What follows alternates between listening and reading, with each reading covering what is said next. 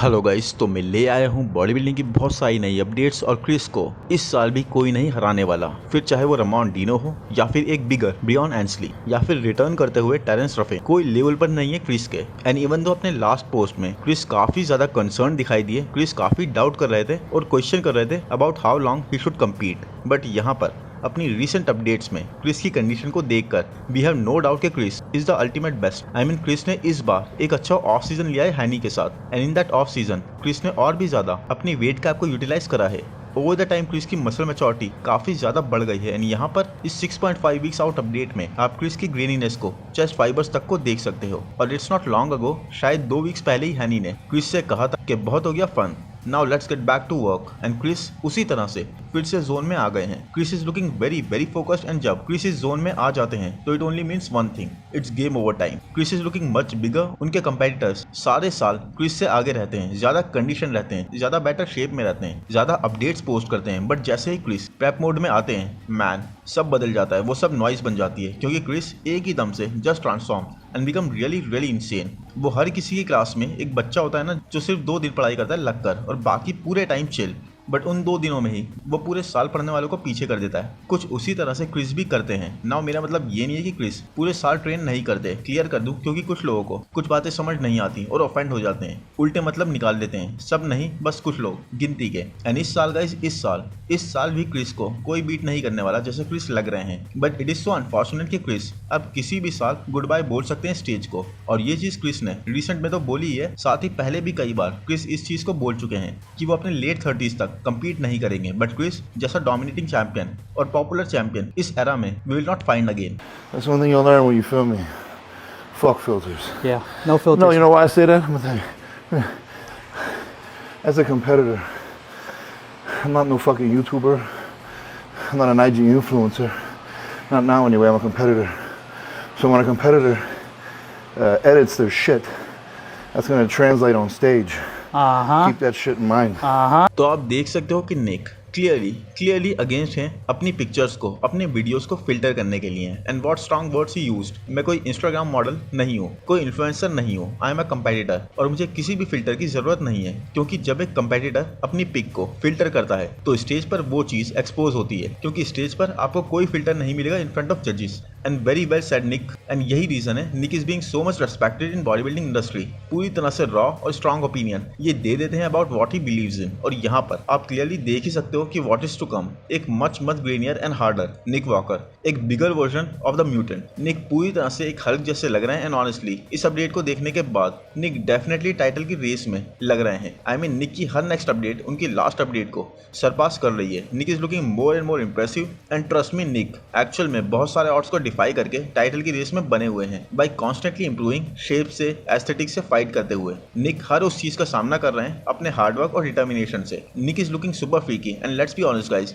कौन ये freak factor hold करता है निक के अलावा? In the race of shapes Nick is the only freak. साथ ही ये देखो निक का front aspect, one of the most hated pose, and साथ ही one of the worst pose of Nick Walker, उसको भी निक ने इंप्रूव कर लिया है। चेंजेस करें उसके अंदर भी, निक अब उस तरह से वियर्डली ऑड तरीके से या फिर अनएस्थेटिक वे में इस पोज को हिट नहीं कर रहा है। एंड निक और मैट जानते थे कि परफेक्शन से कम इस बार स्टेज पर कुछ भी नहीं चलेगा, एंड उसी को टारगेट करते हुए निक अपने पोजेस को भी इंप्रूव कर रहे हैं। निक का एक सबसे ज्यादा uncomfortable pose now has changed. Now strong pose तो मैं इसे नहीं कहूंगा, but yes, improvements definitely, and weaknesses are hiding this way. 7 weeks out में निक इज श्रेडेड। अगर आप निक के चेस्ट को देखोगे, जो इंप्रूव होने के साथ साथ ये लोअर लाइंस तक शो कर रहा है, पूरी क्रेजी डाइल्ड, इससे पता लग रहा है कि निक इज टोटली ऑन, और वो भी अभी से, और उसके बाद भी holding so much fullness guys. अब यहाँ से निक कोई ज्यादा वेट लूज नहीं करने वाले, और एक अब तक का बिगेस्ट वर्जन निक वॉकर का with crazy conditioning and freak factor हमें स्टेज पर दिखने वाला है। And Nick is ready for the battle number 2 with Samson data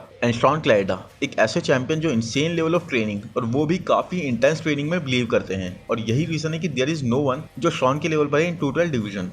इस साल देखो क्योन पियर्सन और कैरिथ बज्जो दोनों ही इंसेन लेवल की इंप्रूवमेंट्स करके स्टेज पर आए थे, एंड दोनों को ही पैकेज अपने अपने शो में बहुत ही ज्यादा डोमिनेटिंग था और दोनों ने ही पूरी तरह से डोमिनेट करके जीता अपने अपने शो को। कैरिथ ने न्यूयॉर्क प्रो और कियान पियर्सन ने टेक्सास प्रो। दोनों के ही आसपास कोई कंपटीशन था ही नहीं। अब इस बात से ये लगेगा कि how much competitive and improved they both were, but जब दोनों को ही कंपेयर करा मैंने पिक्स या वीडियोस को शॉन के साथ, तो दोनों में से कोई भी शॉन के लिए कंपैरिजन था ही नहीं। शॉन तो कुछ इस ऊंचाई पर थे मसल मैच्योरिटी, ग्रेनीनेस, फुलनेस और हार्डनेस के साथ हर एक एस्पेक्ट में कि दो सबसे इम्प्रूव्ड एथलीट्स, दो डोमिनेटिंग फिजिक्स गाइस शॉन के सामने कुछ वीक्स आउट लगने लगी।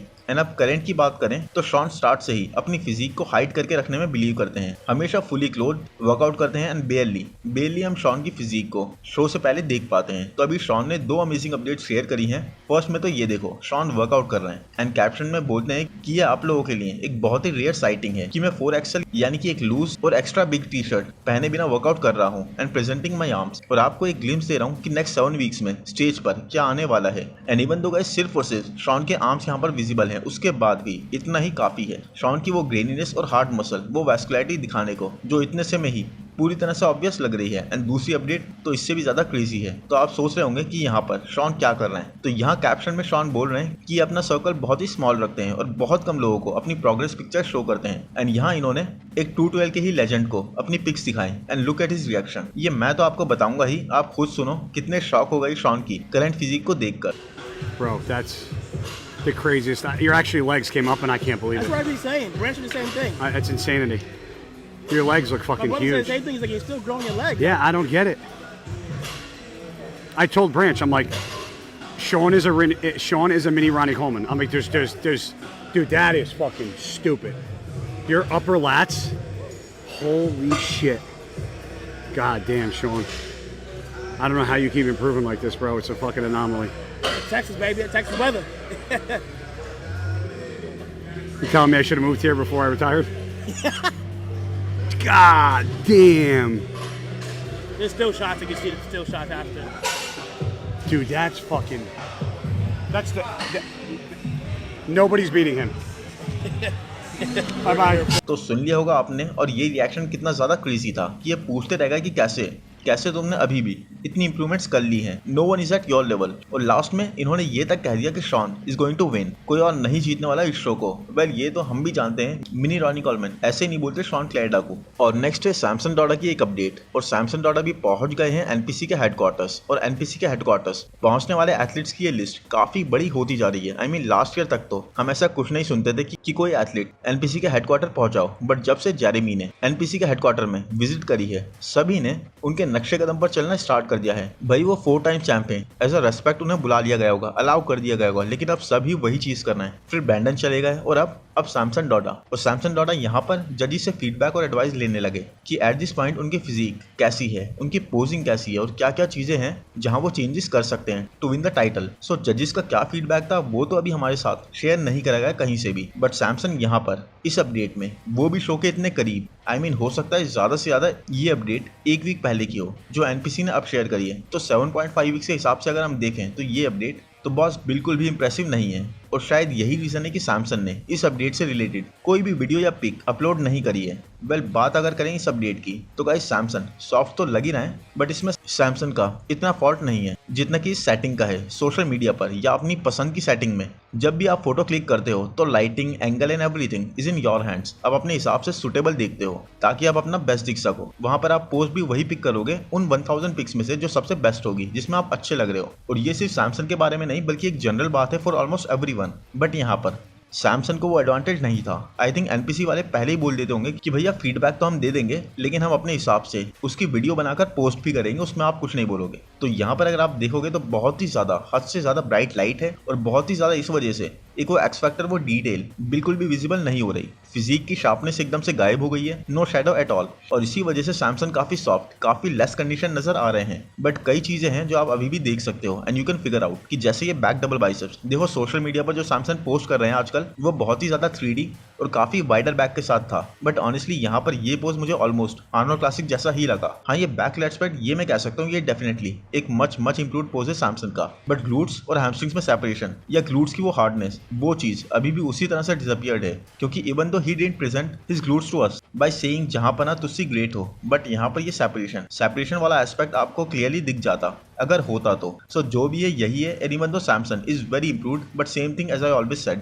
सैमसंग से वो क्रेजी कंडीशनिंग और muscle separation I wouldn't expect, कम से कम इस साल तो। और वही चीज इस साल सैमसंग की एक लिमिटेशन रहेगी, but in coming years he is going to be one hell of a competitor. और वेस्ली, टेरेंस, माइक सोमरफील्ड और ब्रांच चेन की, इन सब की तो हमने बात कर ली ऑलमोस्ट, एक नहीं तो दूसरे वीडियो में, जो दुबई प्रो में क्लासिक डिवीजन को एक नए कंपेटिटिव स्टेज पर ले जाएंगे, स्टार पर ले जाएंगे। बट उसी लिस्ट में एक इनका नाम भी जोड़ लो, अजीज मर्शेदी इनका नाम है। और जब मैंने इनकी अपडेट देखी गाइस, आई गॉट सरप्राइज कि इतनी जबरदस्त फिजिक और मसल बैलीज ये होल्ड कर रहे हैं। He is looking very very impressive अपनी क्रेजी शार्प कंडीशनिंग के साथ। स्किन क्वालिटी बहुत ही पतली है और abdominal portion is very very crazy. I mean पूरी कोर पुश कर रही है एब्डोमिनल से बाहर, कुछ ऐसा मिड सेक्शन ये कैरी कर रहे हैं। Great separation in all the muscles और पोजिस से बेहतर मुझे ये ट्रांजिशन के टाइम पर लगे। बस एक लिमिटेशन थोड़ी मुझे लगी इनकी कि इनके लैट्स मुझे उस तरह से वाइडर नहीं लगे, वरना उसके अलावा तो मुझे ये बहुत ही जबरदस्त लगे। और दुबई प्रो एक बहुत ही एक्साइटिंग शो है गाइस, अगर आप चाहते हो मैं कवर करूं तो कमेंट्स में जरूर बता देना। होप गाइस वीडियो आपको पसंद आया हो, पसंद आया है तो प्लीज लाइक कर दो, चैनल को सब्सक्राइब कर दो, नोटिफिकेशन बेल को दबा दो, इंस्टा पर फॉलो कर दो। Thank you, bye bye.